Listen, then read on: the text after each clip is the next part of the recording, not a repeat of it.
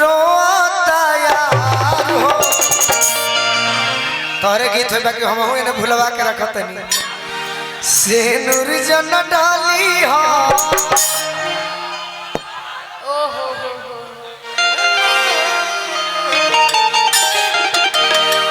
गाओ गाओ कि हम तुमसे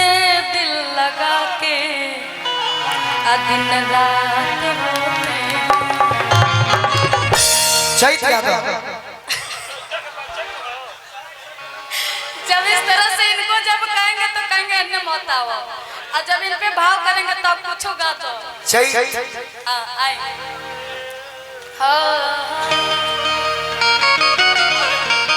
और तो बड़ी सुंदर भाव में कहतरे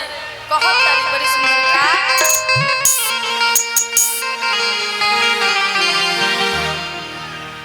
कि कैसे होएगे हमके कतनिया राजा जी कि कैसे होएगे हमके कतनिया राजा जी आ ठोपे ठोपे चुअता का आ ठोपे ठोपे चुअता आ ठोपे ठोपे चुअता जवानी है राजा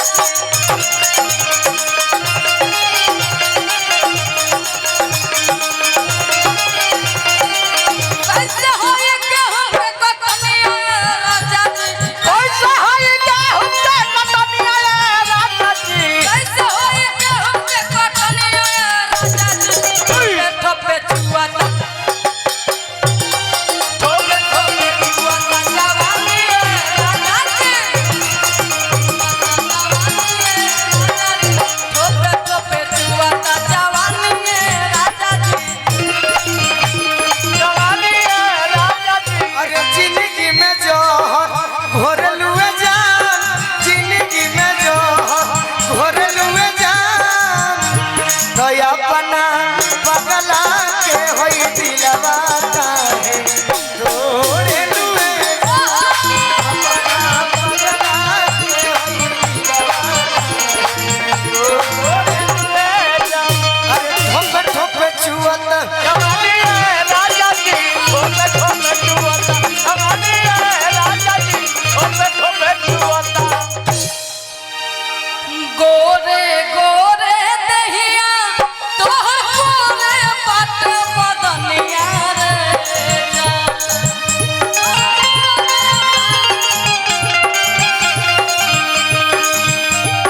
गोरे गोरे दहिया तोहर गोरे पट बदनिया रे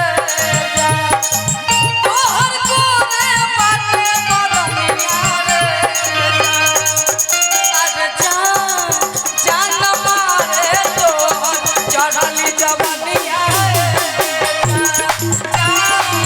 जान मारे तो चढ़ली जवनिया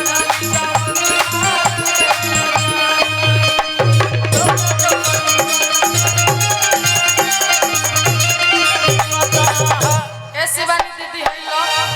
भोला भोला जी के तरफ से भोला बाबा की तरफ से बहुत सारा प्यार आशीर्वाद और पुरस्कार हो बहुत बहुत धन्यवाद। हम तो चाहेंगे कि गोलू जी थोड़ा खाना हो जाएंगे तो अच्छा लगे। बाकी बहुत देर घरे थे बाकी कहना क्या है औरत तो बड़ी सुंदर भाव में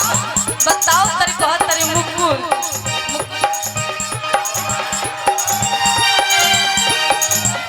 हम तो कहे कि खारा हो जाए तो अच्छा रहे फरमाइश बात में से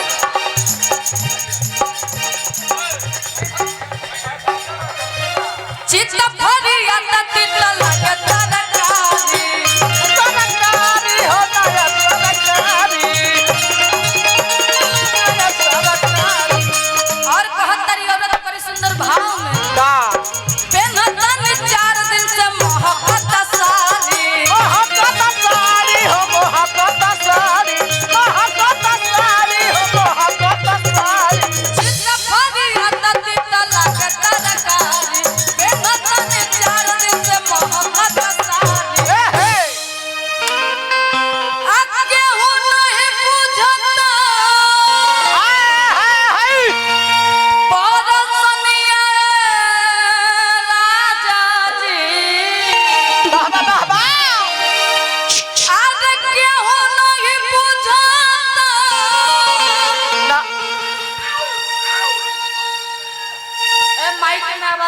करा।